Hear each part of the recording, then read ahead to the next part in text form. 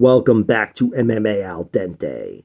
I am here to talk about Matthew Semelsberger versus Preston Parsons. Semelsberger is 31 years old, 11-6 as a pro, and he's got 2 inches of height and 3 inches of reach over 28-year-old Preston Parsons, who is 10-4 as a pro. This is a stylistic clash here. Parsons is the grappler, and Semelsberger will be playing the role of the striker. Semelsberger has above-average power for sure, and I say that despite having expressed doubt in his 2 15-second knockout wins in the UFC.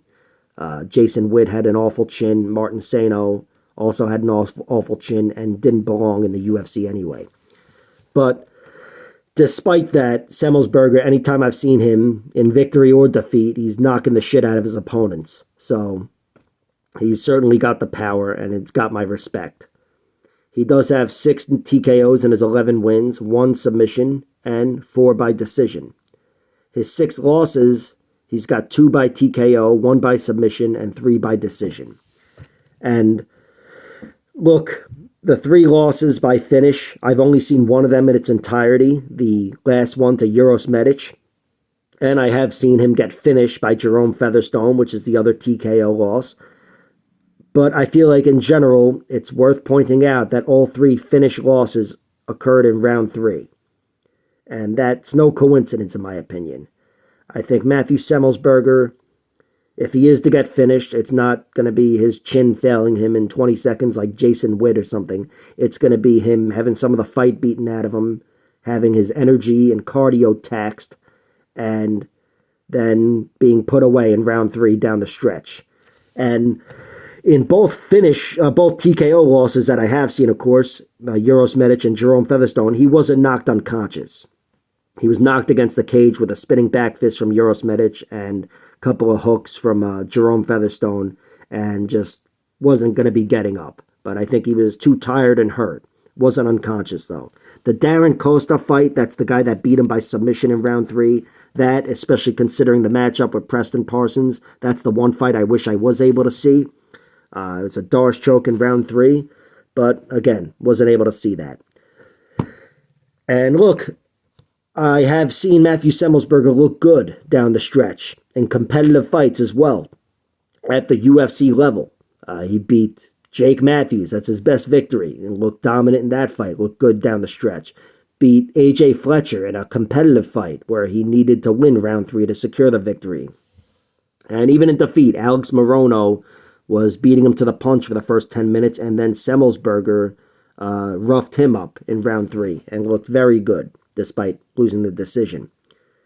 So it's not like there's total doubt in his cardio, but I don't know if I mentioned this, he's taken this fight on short notice, replacing Basil Hafez. So with that, combined with the fact that all 3 times he's been finished has been in round 3, I feel like it makes me inclined to throw a sprinkle on Preston Parsons winning down the stretch. Because Preston Parsons, he is a finisher. 9 wins by submission, the other 1 by decision. Has never gotten a TKO, which, while it hurts his profile as a fighter, it certainly helps me betting on props with him. But on the flip side, he's got 4 losses, and he's been TKO'd twice, both in round 1, to D-Rod in his debut in the UFC and to Mike Perry way back when. Those are 2 exceptionally dangerous guys and very good fighters even at the UFC level, but they're cleaner strikers than Matthew Semelsberger. Semelsberger is just more physical, raw, and rough. But still, 2 TKO losses, that definitely invites the possibility that Matthew Semelsberger could put him away early. And of course, again, we've seen him get some quick knockouts. He's got 1 loss by submission to Valdir Araujo, a guillotine in round 2. I don't think that's on the table here, although it'd be nice to be proven wrong. And the 1 decision he lost was in his most recent fight, the Trevin Giles, a split decision where Preston Parsons gave a good account of himself, but was frustrated and didn't look as desperate as I thought he would look, but I thought he was definitely outpointed there. His best win is against Evan Elder, maybe, in the UFC. Beat him by decision, looked pretty dominant there, ripping him to the mat. Had a deep choke in round 2, an arm triangle. And, yeah, walked away with his only decision victory, and it was at the UFC level.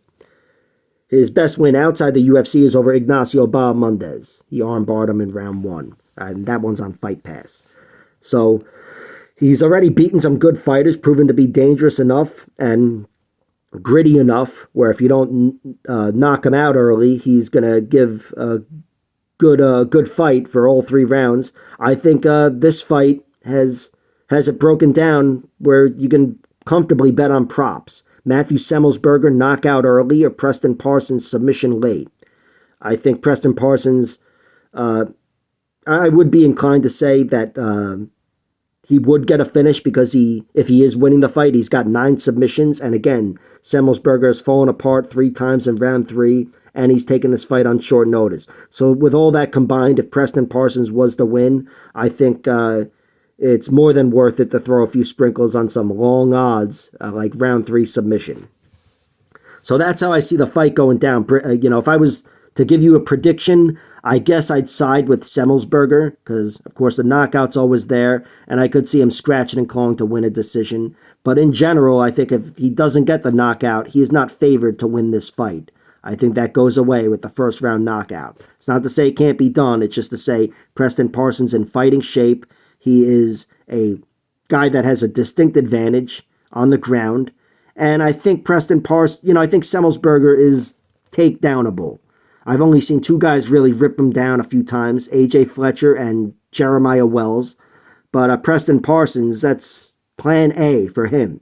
And he's a good wrestler and really good grappler. I think he could definitely find success there. So, slight lean to Semelsberger, fucking Ellenberger.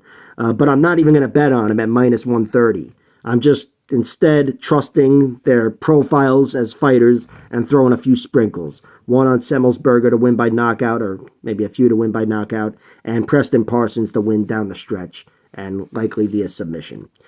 Like, share, subscribe, all that horse shit. Check out my other videos, and say hello to Joffrey, the fucking kitten. Wow, he turned his head perfectly there. It's like he wanted to say hi.